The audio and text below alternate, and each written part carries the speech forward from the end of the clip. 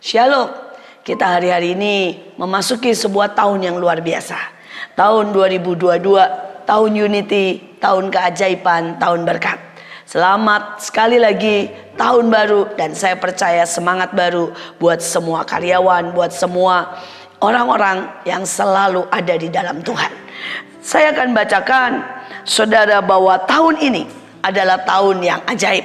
Saudara, beberapa orang berkata ini tahun ke-8, tetapi saya berkata buat anak-anak Tuhan ini tahun kegenapan, bahwa janji Tuhan untuk berkat, perlindungan, anugerah pasti digenapi. Beberapa orang berkata ini tahun resesi, tetapi saya percaya buat anak Tuhan ini tahun resepsi, tahun dimana kita berpesta kasih karunia, berpesta anugerah, berpesta berkat, berpesta keajaiban.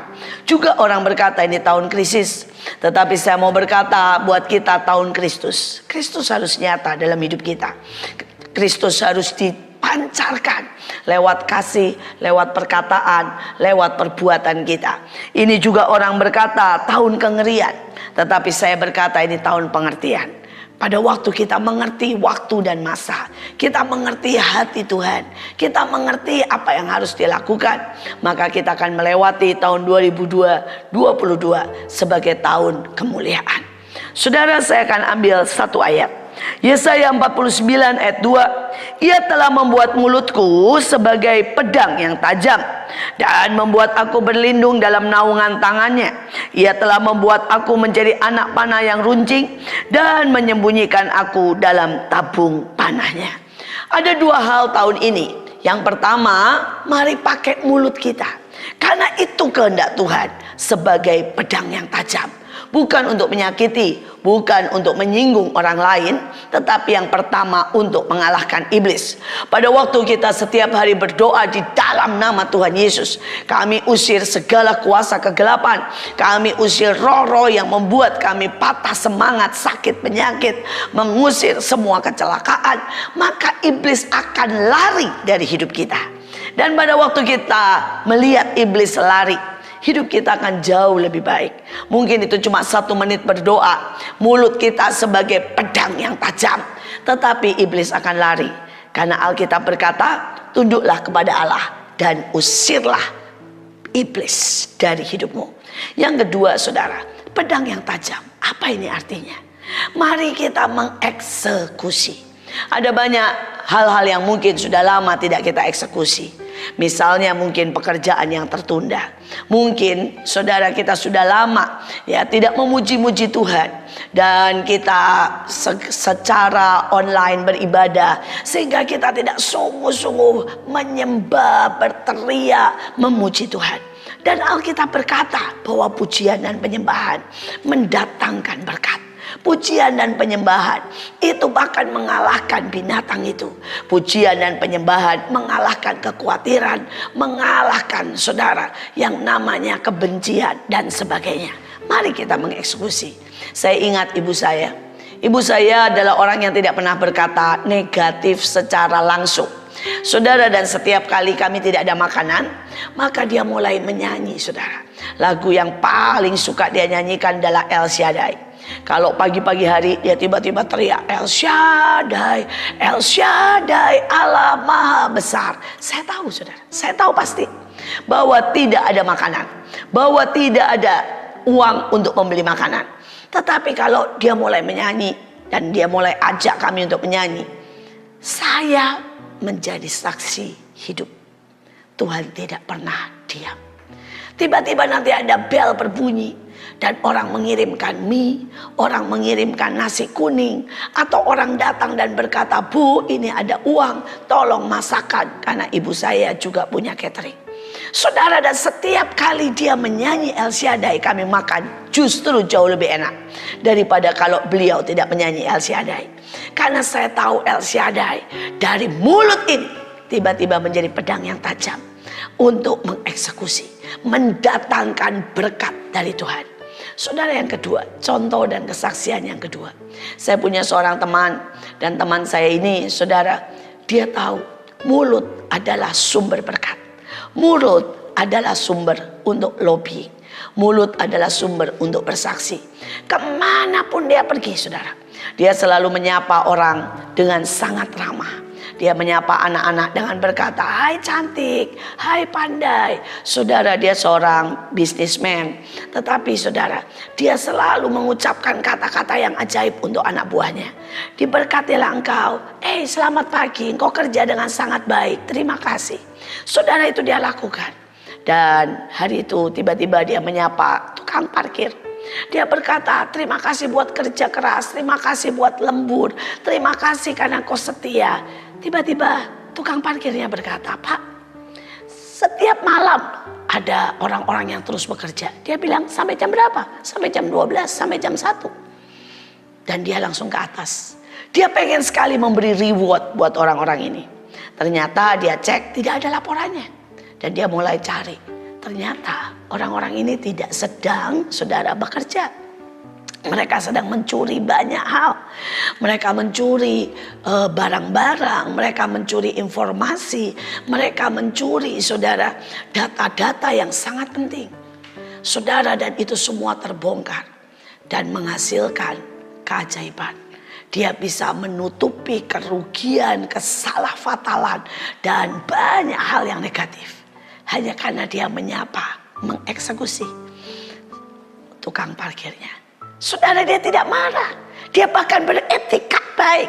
Tetapi Tuhan membongkar segalanya. Karena apa? Mulut kita adalah pedang yang tajam. Mari pakai mulut kita untuk mendoakan orang. Mari pakai mulut kita untuk memberkati. Mari pakai mulut kita untuk memuji dan menyembah Tuhan. Mari pakai mulut kita untuk mengeksekusi, saudara, pekerjaan-pekerjaan yang ajaib. Karena saya percaya mulut ini punya kuasa. Yang kedua, dikatakan ia membuat aku menjadi anak panah yang runcing. Saudara, tahun 2022 haruslah bergerak dalam ketepatan. Haruslah juga kita berani ditarik seperti anak panah dan kemudian meluncur dengan sangat cepat. Ada banyak orang yang tidak pernah berdoa khusus dan hidupnya rutin. Tetapi saya karena sering berpergian, karena saya sering kali menghadapi hal-hal yang baru, saya sering kali berdoa dan berkata, "Tuhan, tentukan apa yang baik." Hari itu tiba-tiba Tuhan berkata, "Nak, pergi naik mobil, jangan pakai pesawat." Padahal saya biasanya selalu naik pesawat, saudara. Dan saya memilih berangkat ke Solo naik mobil. Ternyata hari itu, kalau saudara masih ingat, WA tiba-tiba down, saudara, dan semua tiba-tiba blank. Dan satu, saudara, airport kacau balau. Semua penerbangan delay, beberapa bahkan dibatalkan. Kekacauan itu sampai orang harus gotong, saudara, kopernya. Karena bahkan yang namanya jalur untuk komputer, untuk saudara, koper tidak berjalan. Seandainya hari itu saya naik pesawat, saya tidak akan bisa KKR, semua akan gagal. Tapi karena saya naik mobil, saya tidur dengan enak, semuanya sampai di tempat dengan luar biasa. Mendengarkan Tuhan dalam ketepatan menghasilkan keberhasilan. Dan seringkali kita berpikir Tuhan tidak kita libatkan, karena bisnis adalah urusan kita. Tapi pada waktu kita mulai berdoa dalam bisnis, berdoa dalam keputusan, berdoa dalam sekolah, berdoa dalam hal apapun, kita akan melihat rencana Tuhan, tuntunan Tuhan, berkat Tuhan dalam kemuliaan. Dan kita akan melihat bahwa rencana manusia itu seringkali berbeda dengan rencana Tuhan. Ikuti rencana Tuhan, itu adalah best of the best. Saudara, tapi kata runcing dan anak panah artinya juga ditarik. Seberapa hari-hari ini kita mau ditarik? Mungkin ditambah lagi tanggung jawab dalam pekerjaan. Kita ditarik lagi untuk menghadapi pelayanan. Beranikah kita menambah jam doa kita? Beranikah kita menambah jam memuji menyembah? Beranikah kita menambah apapun, saudara, yang baik yang sudah kita lakukan? Itu artinya ditarik. Dan pada waktu kita ditarik, kita akan melihat kita meluncur lebih jauh. Seorang teman saya, dia mengambil keputusan di masa pandemik ini. untuk setiap hari membagikan makanan. Saudara, dia kerja di rumah dan dia setiap hari mengambil saudara 20 pak dan membagikan makanan. Saudara, dia berkata, ini adalah sesuatu yang menarik iman saya karena sebenarnya keuangan kami pas-pasan. Tetapi pada waktu dia masak, dia mulai membagikan makanan. Saudara, tiba-tiba dia bertemu dengan begitu banyak hubungan yang baru. Dia mendapat relasi, dia mendapat kesempatan. Dan ujungnya omset daripada apa yang dia kerjakan naik sampai 3-4 kali lipat.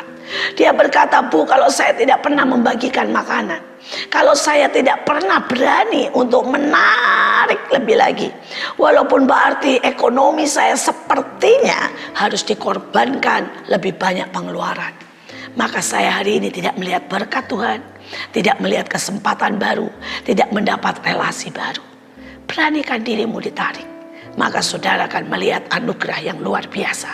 Saudara, ayat ini yang selanjutnya adalah Yesaya 49 ayat 9. Dikatakan untuk mengatakan kepada orang-orang terkurung, keluar, engkau telah dibebaskan.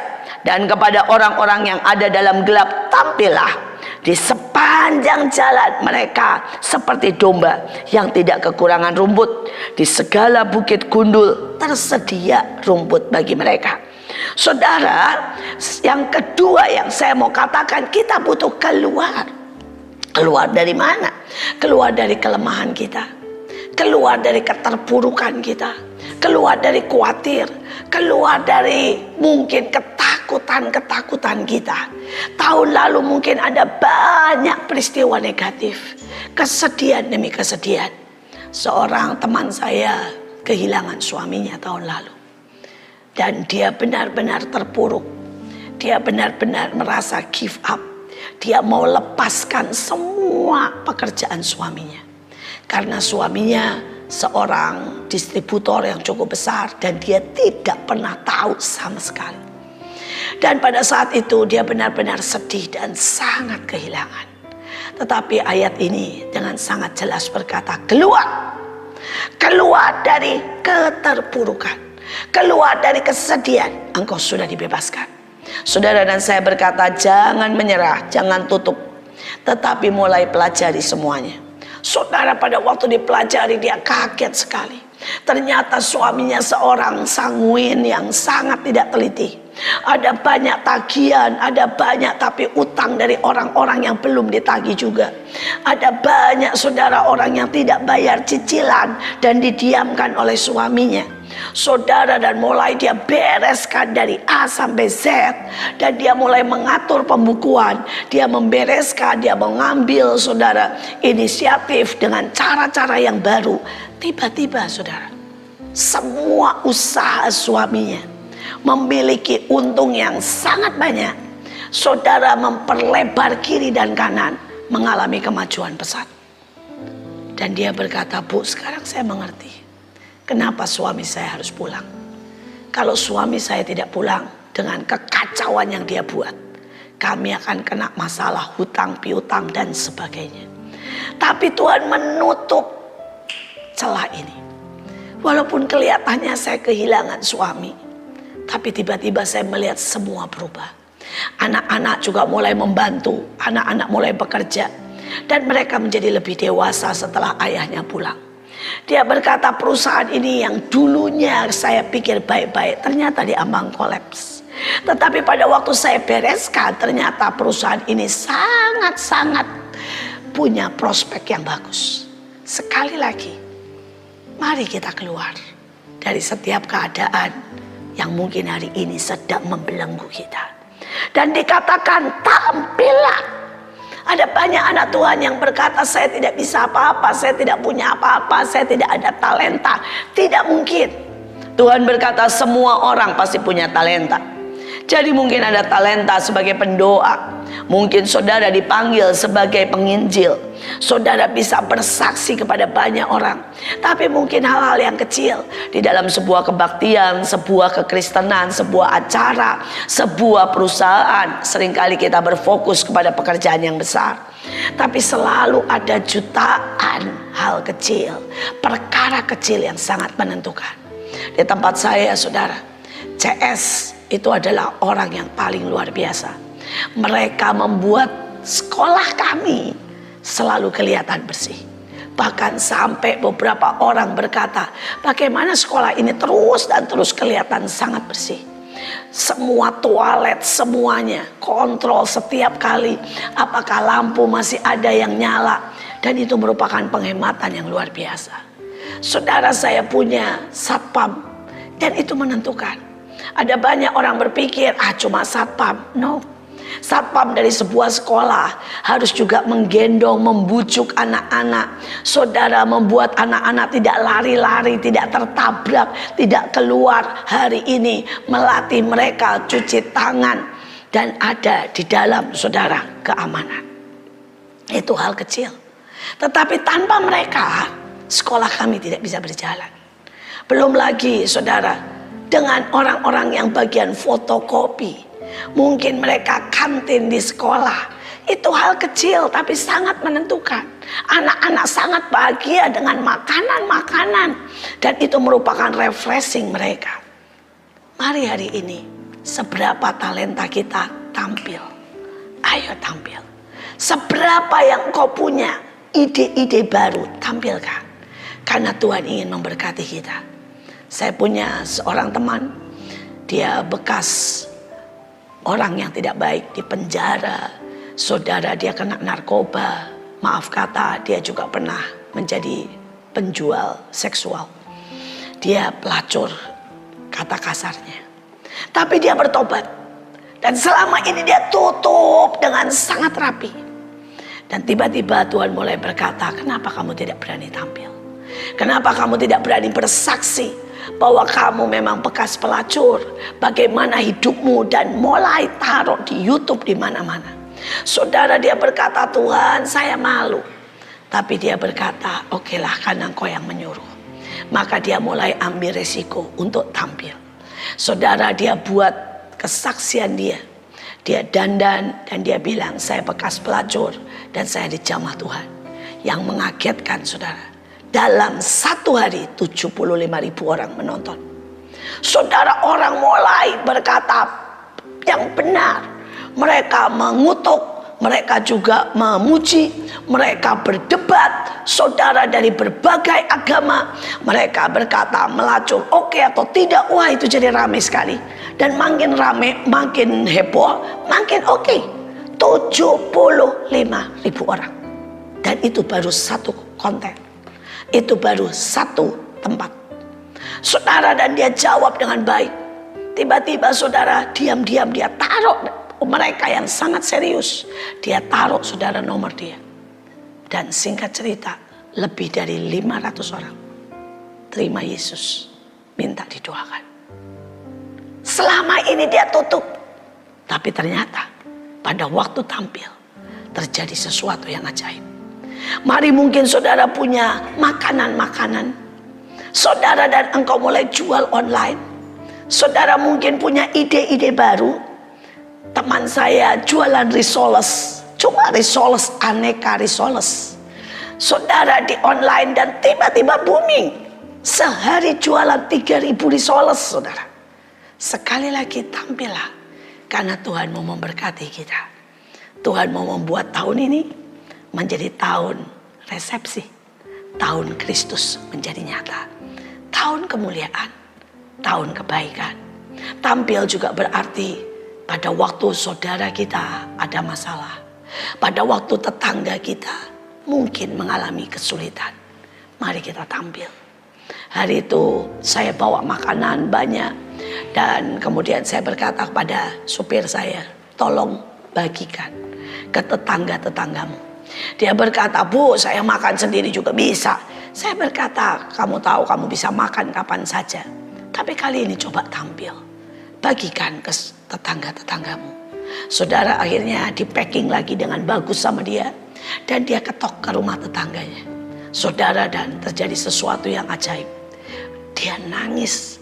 Hanya terima 1 kotak bihun goreng. Nangis. Dia tanya, ada apa? Dia berkata, Bapak, saya kena PHK. Dan 2 hari ini kami benar-benar habis. Makanan habis. Uang habis. Saya sudah 2 hari tidak makan. Cuma anak saya saja yang makan Indomie. Saudara, dan dia bilang ini adalah makanan pertama yang kami terima.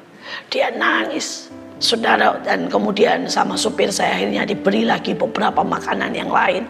Dan dia berkata, Bu, ternyata ya, hal yang sekecil itu bisa menolong banyak orang. Saya berdoa, mari berani tampil. Karena ada Tuhan, ada Kristus dalam hidupmu. Biarlah itu bersinar, menjadi garam dan terang dunia. Tahun 2022 adalah tahun krisis kata orang. Tapi biar itu jadi tahun Kristus. Tampil, nyatakan terangmu. Kemuliaan Tuhan harus bersinar lewat hidup kita. Biarlah orang melihat kebaikan Bapamu dan nama Tuhan dimuliakan. Tuhan Yesus memberkati.